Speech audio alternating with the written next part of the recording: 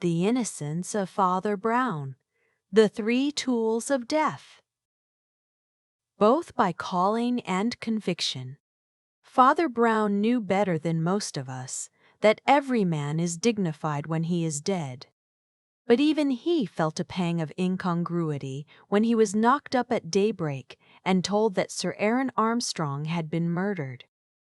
There was something absurd and unseemly about secret violence in connection with so entirely entertaining and popular a figure. For Sir Aaron Armstrong was entertaining to the point of being comic, and popular in such a manner as to be almost legendary. It was like hearing that Sonny Jim had hanged himself, or that Mr. Pickwick had died in Hanwell. For though Sir Aaron was a philanthropist and thus dealt with the darker side of our society, he prided himself on dealing with it in the brightest possible style. His political and social speeches were cataracts of anecdotes and loud laughter. His bodily health was of a bursting sort. His ethics were all optimism, and he dealt with the drink problem, his favorite topic, with that immortal or even monotonous gaiety which is so often a mark of the prosperous total abstainer. The established story of his conversion was familiar on the more puritanic platforms and pulpits. How he had been, when only a boy, drawn away from Scotch theology to Scotch whiskey, and how he had risen out of both and become, as he modestly put it, what he was.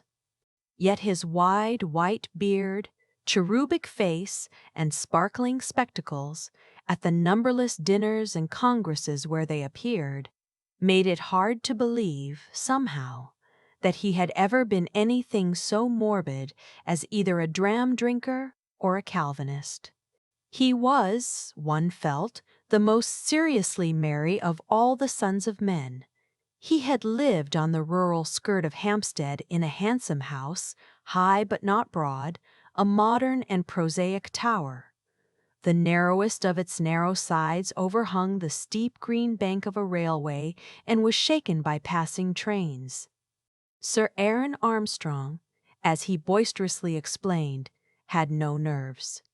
But if the train had often given a shock to the house, that morning the tables were turned, and it was the house that gave a shock to the train. The engine slowed down and stopped just beyond that point where an angle of the house impinged upon the sharp slope of turf. The arrest of most mechanical things must be slow, but the living cause of this had been very rapid. A man clad completely in black, even, it was remembered, to the dreadful detail of black gloves, appeared on the ridge above the engine and waved his black hands like some sable windmill. This in itself would hardly have stopped even a lingering train. But there came out of him a cry which was talked of afterwards as something utterly unnatural and new. It was one of those shouts that are horridly distinct even when we cannot hear what is shouted. The word in this case was murder, but the engine driver swears he would have pulled up just the same if he had heard only the dreadful and definite accent and not the word. The train once arrested, the most superficial stare could take in many features of the tragedy. The man in black on the green bank was Sir Aaron Armstrong's manservant Magnus. The baronet in his optimism had often laughed at the black gloves of this dismal attendant, but no one was likely to laugh at him just now. So soon as an inquirer or two had stepped off the line and across the smoky hedge, they saw, rolled down almost to the bottom of the bank, the body of an old man in a yellow dressing gown with a very vivid scarlet lining. A scrap of rope seemed caught about his leg, entangled presumably in a struggle. There was a smear or so of blood, though very little, but the body was bent or broken into a posture impossible to any living thing. It was Sir Aaron Armstrong. A few more bewildered moments brought out a big, fair-bearded man, whom some travelers could salute as the dead man's secretary, Patrick Royce, once well known in Bohemian society and even famous in the Bohemian arts. In a manner more vague, but even more convincing, he echoed the agony of the servant. By the time the third figure of that household, Alice Armstrong, daughter of the dead man, had come already tottering and waving into the garden, the engine driver had put a stop to his stoppage. The whistle had blown and the train had panted on to get help from the next station. Father Brown had been thus rapidly summoned at the request of Patrick Royce, the big ex-Bohemian secretary. Royce was an Irishman by birth, and that casual kind of Catholic that never remembers his religion until he is really in a hole. But Royce's request might have been less promptly complied with if one of the official detectives had not been a friend and admirer of the unofficial Flambeau. And it was impossible to be a friend of Flambeau without hearing numberless stories about Father Brown. Hence, while the young detective, whose name was Merton, led the little priest across the fields to the railway, their talk was more confidential than could be expected between two total strangers. "As far as I can see," said Mr. Merton candidly, "there is no sense to be made of it at all. There is nobody one can suspect. Magnus is a solemn old fool, far too much of a fool to be an assassin. Royce has been the baronet's best friend for years, and his daughter undoubtedly adored him. Besides, it's all too absurd. Who would kill such a cheery old chap as Armstrong? Who could dip his hands in the gore of an after-dinner speaker? It would be like killing Father Christmas." "Yes, it was a cheery house," assented Father Brown. "It was a cheery house while he was alive.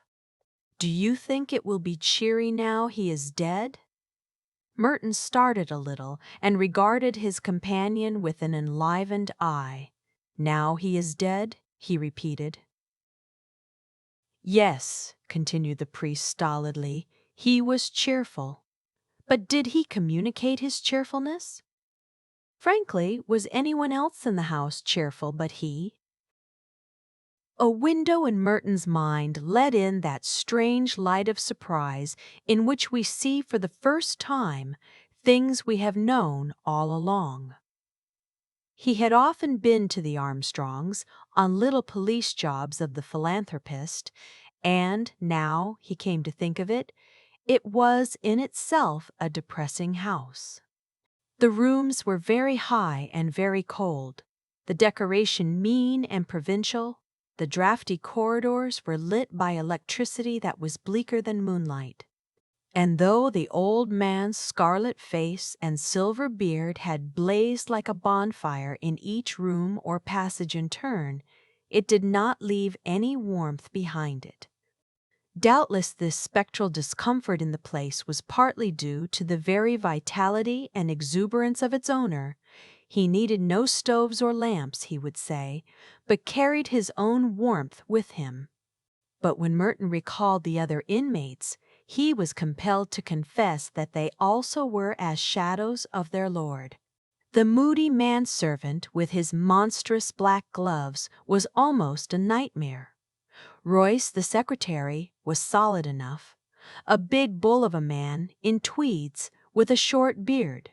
But the straw-colored beard was startlingly salted with gray like the tweeds, and the broad forehead was barred with premature wrinkles. He was good-natured enough also, but it was a sad sort of good nature, almost a heartbroken sort. He had the general air of being some sort of failure in life. As for Armstrong's daughter, it was almost incredible that she was his daughter. She was so pallid in color and sensitive in outline. She was graceful, but there was a quiver in the very shape of her that was like the lines of an aspen. Merton had sometimes wondered if she had learnt to quail at the crash of the passing trains. "You see," said Father Brown, blinking modestly, I'm not sure that the Armstrong cheerfulness is so very cheerful for other people. You say that nobody could kill such a happy old man, but I'm not sure. Ne nos inducas in tentationem. If ever I murdered somebody, he added quite simply, I dare say it might be an optimist. Why? Cried Merton, amused. Do you think people dislike cheerfulness? People like frequent laughter, answered Father Brown, but I don't think they like a permanent smile. Cheerfulness without humor is a very trying thing. They walked some way in silence along the windy grassy bank by the rail, and just as they came under the far-flung shadow of the tall Armstrong house, Father Brown said suddenly, like a man throwing away a troublesome thought rather than offering it seriously, "Of course, drink is neither good nor bad in itself. But I can't help sometimes feeling that men like Armstrong want an occasional glass of wine to sadden them." Merton's official superior, a grizzled and capable detective named Gilder, was standing on the green bank waiting for the coroner, talking to Patrick Royce, whose big shoulders and bristly beard and hair towered above him. This was the more noticeable because Royce walked always with a sort of powerful stoop and seemed to be going about his small clerical and domestic duties in a heavy and humbled style, like a buffalo drawing a go-cart. He raised his head with unusual pleasure at the sight of the priest and took him a few paces apart. Meanwhile, Merton was addressing the older detective respectfully. Indeed, but not without a certain boyish impatience. "Well, Mr. Gilder, have you got much farther with the mystery?"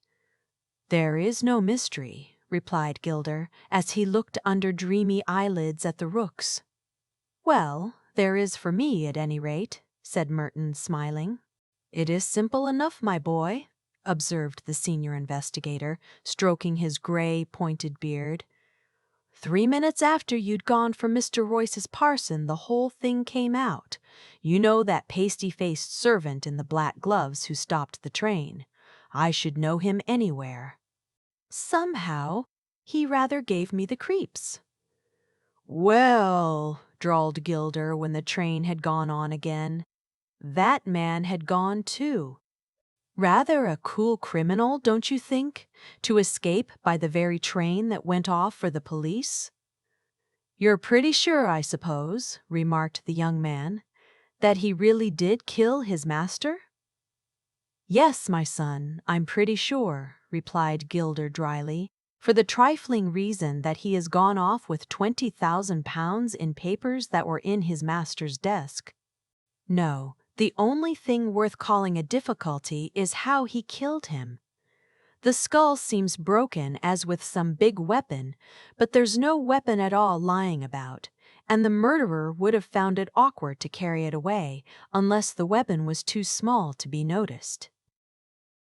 "Perhaps the weapon was too big to be noticed," said the priest with an odd little giggle. Gilder looked round at this wild remark and rather sternly asked Brown what he meant. "Silly way of putting it, I know," said Father Brown apologetically.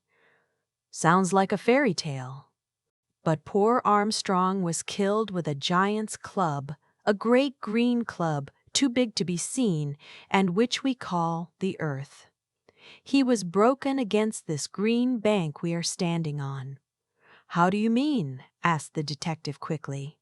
Father Brown turned his moon face up to the narrow facade of the house and blinked hopelessly up. Following his eyes, they saw that right at the top of this otherwise blind back quarter of the building, an attic window stood open. "Don't you see," he explained, pointing a little awkwardly like a child, "he was thrown down from there?" Gilder frowningly scrutinized the window and then said, "Well, it is certainly possible, but I don't see why you are so sure about it." Brown opened his gray eyes wide. "Why," he said, "there's a bit of rope round the dead man's leg. Don't you see that other bit of rope up there caught at the corner of the window?" At that height, the thing looked like the faintest particle of dust or hair, but the shrewd old investigator was satisfied. "You're quite right, sir," he said to Father Brown. "That is certainly one to you." Almost as he spoke, a special train with one carriage took the curve of the line on their left and, stopping, disgorged another group of policemen, in whose midst was the hangdog visage of Magnus, the absconded servant. "By Jove! They've got him!" cried Gilder, and stepped forward with quite a new alertness. "Have you got the money?" he cried to the first policeman. The man looked him in the face with a rather curious expression and said, "No." Then he added, "At least, not here." "Which is the inspector, please?" asked the man called Magnus. When he spoke, everyone instantly understood how this voice had stopped a train. He was a dull-looking man with flat black hair, a colorless face, and a faint suggestion of the East in the level slits in his eyes and mouth. His blood and name, indeed, had remained dubious, ever since Sir Aaron had rescued him from a waitership in a London restaurant, and, as some said, from more infamous things. But his voice was as vivid as his face was dead. Whether through exactitude in a foreign language or in deference to his master who had been somewhat deaf, Magnus's tones had a peculiarly ringing and piercing quality, and the whole group quite jumped when he spoke. "I always knew this would happen," he said aloud with brazen blandness. "My poor old master made game of me for wearing black, but I always said I should be ready for his funeral." And he made a momentary movement with his two dark-gloved hands. "Sergeant," said Inspector Gilder, eyeing the black hands with wrath, "aren't you putting the bracelets on this fellow? He looks pretty dangerous." "Well, sir," said the sergeant with the same odd look of wonder, "I don't know that we can."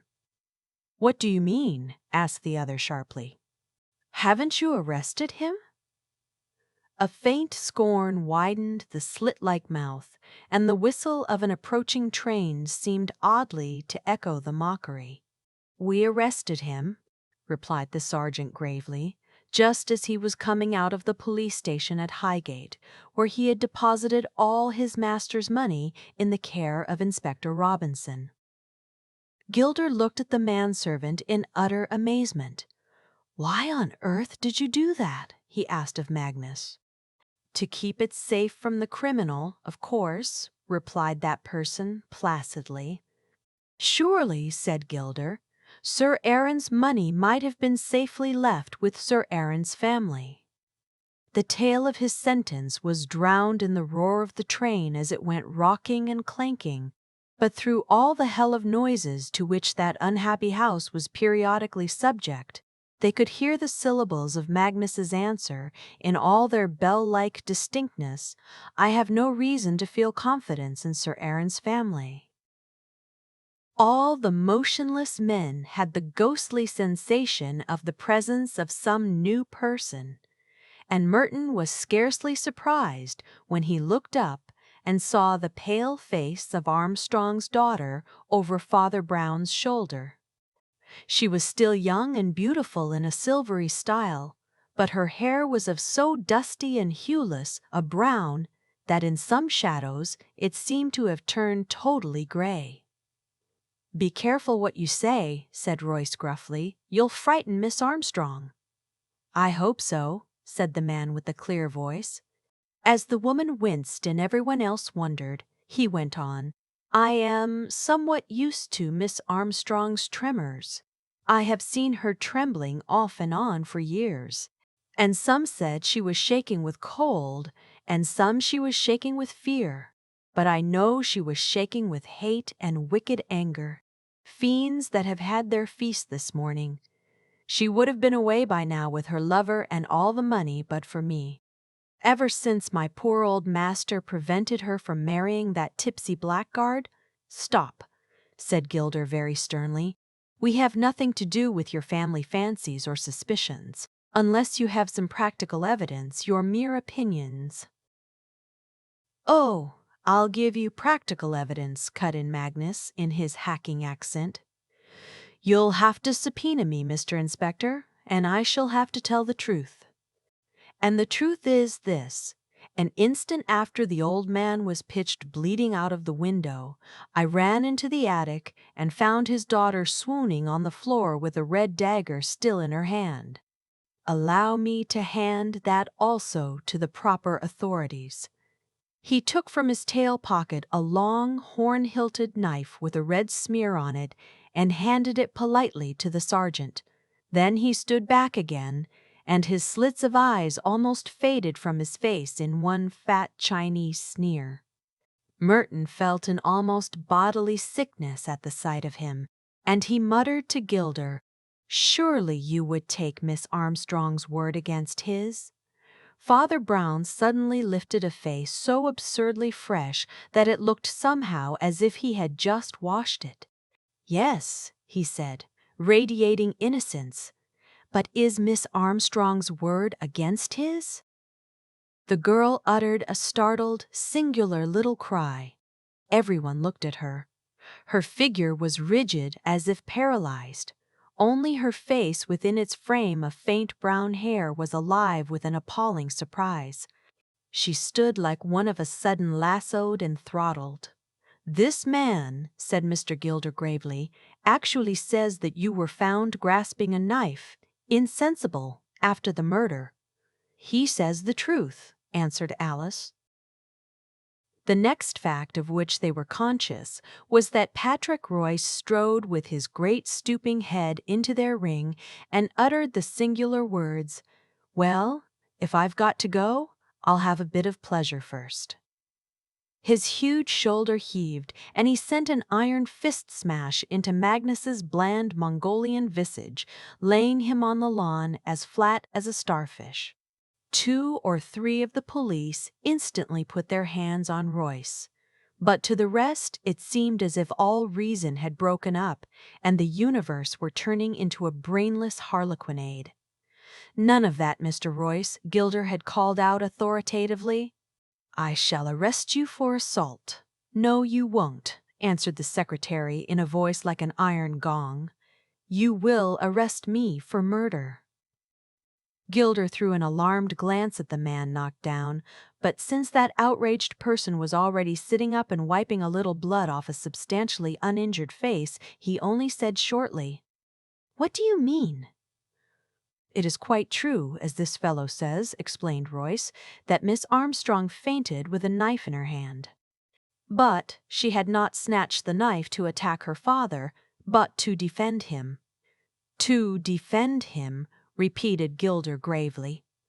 "Against whom?" "Against me," answered the secretary. Alice looked at him with a complex and baffling face. Then she said in a low voice, "After it all, I am still glad you are brave." "Come upstairs," said Patrick Royce heavily, "and I will show you the whole cursed thing." The attic, which was the secretary's private place, and rather a small cell for so large a hermit, had indeed all the vestiges of a violent drama. Near the center of the floor lay a large revolver as if flung away. Nearer to the left was rolled a whiskey bottle, open but not quite empty. The cloth of the little table lay dragged and trampled, and a length of cord, like that found on the corpse, was cast wildly across the window-sill. 2 vases were smashed on the mantelpiece and 1 on the carpet. "I was drunk," said Royce, and this simplicity in the prematurely battered man somehow had the pathos of the first sin of a baby. "You all know about me," he continued huskily. "Everybody knows how my story began, and it may as well end like that too. I was called a clever man once, and might have been a happy one. Armstrong saved the remains of a brain and body from the taverns, and was always kind to me in his own way, poor fellow. only he wouldn't let me marry Alice here, and it will always be said that he was right enough. Well, you can form your own conclusions, and you won't want me to go into details. That is my whiskey bottle half emptied in the corner. That is my revolver quite emptied on the carpet. It was the rope from my box that was found on the corpse, and it was from my window the corpse was thrown. You need not set detectives to grub up my tragedy. It is a common enough weed in this world. I give myself to the gallows, and, by God, that is enough. At a sufficiently delicate sign, the police gathered round the large man to lead him away, but their unobtrusiveness was somewhat staggered by the remarkable appearance of Father Brown, who was on his hands and knees on the carpet in the doorway, as if engaged in some kind of undignified prayers. Being a person utterly insensible to the social figure he cut, he remained in this posture, but turned a bright round face up at the company, presenting the appearance of a quadruped with a very comic human head. "I say," he said good-naturedly, "this really won't do at all, you know. At the beginning you said we'd found no weapon, but now we're finding too many. There's the knife to stab, and the rope to strangle, and the pistol to shoot, and after all he broke his neck by falling out of a window. It won't do. It's not economical." And he shook his head at the ground as a horse does grazing. Inspector Gilder had opened his mouth with serious intentions, but before he could speak, the grotesque figure on the floor had gone on quite volubly. "And now, 3 quite impossible things. First, these holes in the carpet, where the 6 bullets have gone in. Why on earth should anybody fire at the carpet? A drunken man lets fly at his enemy's head, the thing that's grinning at him. He doesn't pick a quarrel with his feet or lay siege to his slippers. And then there's the rope." And having done with the carpet, the speaker lifted his hands and put them in his pocket, but continued unaffectedly on his knees. In what conceivable intoxication would anybody try to put a rope round a man's neck and finally put it round his leg? Royce, anyhow, was not so drunk as that, or he would be sleeping like a log by now. And, plainest of all, the whiskey bottle. You suggest a dipsomaniac fought for the whiskey bottle, and then having won, rolled it away in a corner, spilling one half and leaving the other. That is the very last thing a dipsomaniac would do. He scrambled awkwardly to his feet, and said to the self-accused murderer in tones of limpid penitence, "I'm awfully sorry, my dear sir, but your tale is really rubbish." "Sir," said Alice Armstrong in a low tone to the priest, "can I speak to you alone for a moment?" This request forced the communicative cleric out of the gangway, and before he could speak in the next room, the girl was talking with strange incisiveness. "You are a clever man," she said, "and you are trying to save Patrick, I know. But it's no use. The core of all this is black, and the more things you find out, the more there will be against the miserable man I love." "Why?" asked Brown, looking at her steadily. "Because," she answered equally steadily, "I saw him commit the crime myself." "Ah," said the unmoved Brown, "and what did he do?" "I was in this room next to them," she explained. "Both doors were closed, but I suddenly heard a voice, such as I had never heard on earth, roaring, 'Hell, hell, hell,' again and again, and then the 2 doors shook with the first explosion of the revolver. Thrice again the thing banged before I got the 2 doors open and found the room full of smoke. But the pistol was smoking in my poor, mad Patrick's hand, and I saw him fire the last murderous volley with my own eyes.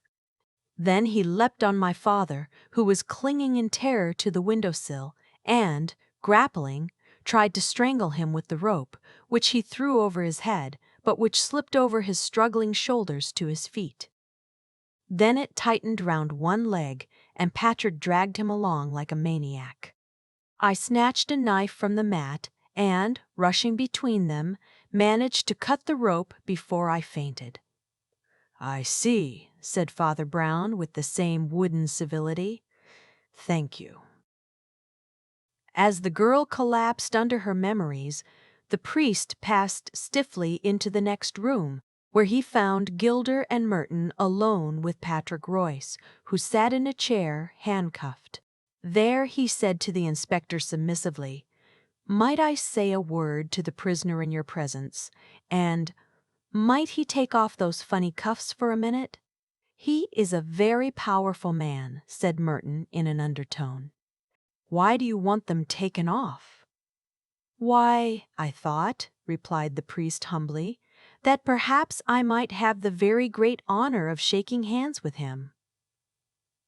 Both detectives stared, and Father Brown added, "Won't you tell them about it, sir?" The man on the chair shook his tousled head, and the priest turned impatiently. "Then I will," he said. "Private lives are more important than public reputations. I am going to save the living and let the dead bury their dead." He went to the fatal window and blinked out of it as he went on talking. "I told you that in this case there were too many weapons and only one death. I tell you now that they were not weapons and were not used to cause death. All those grisly tools, the noose, the bloody knife, the exploding pistol, were instruments of a curious mercy. They were not used to kill Sir Aaron, but to save him." "To save him," repeated Gilder. "And from what?" "From himself," said Father Brown. "He was a suicidal maniac." "What?" cried Merton in an incredulous tone. "And the religion of cheerfulness." "It is a cruel religion," said the priest, looking out of the window.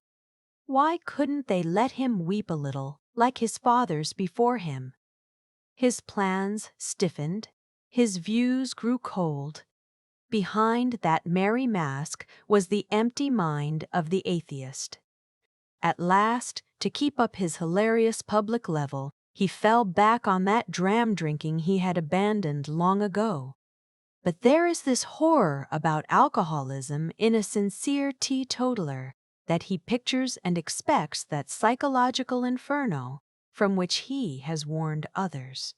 It leapt upon poor Armstrong prematurely, and by this morning he was in such a case that he sat here and cried he was in hell, in so crazy a voice that his daughter did not know it. He was mad for death, and with the monkey tricks of the mad he had scattered round him, death in many shapes, a running noose, and his friend's revolver and a knife. Royce entered accidentally and acted in a flash. He flung the knife on the mat behind him, snatched up the revolver, and having no time to unload it, emptied it shot after shot all over the floor. The suicide saw a fourth shape of death, and made a dash for the window. The rescuer did the only thing he could, ran after him with the rope, and tried to tie him hand and foot. Then it was that the unlucky girl ran in, and misunderstanding the struggle, strove to slash her father free.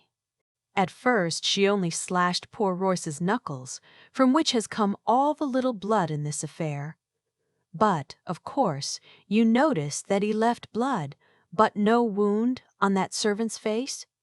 Only before the poor woman swooned, she did hack her father loose, so that he went crashing through that window into eternity.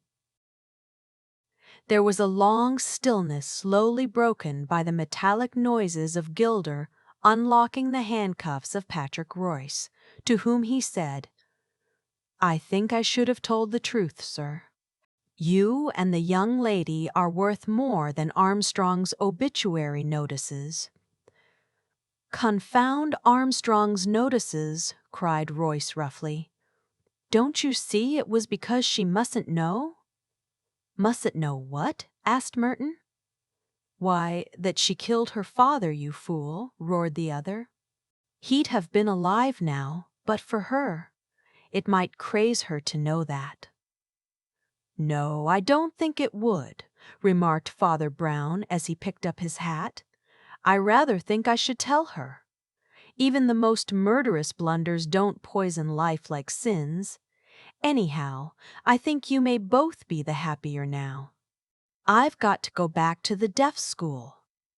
As he went out onto the gusty grass, an acquaintance from Highgate stopped him and said, "The coroner has arrived. The inquiry is just going to begin."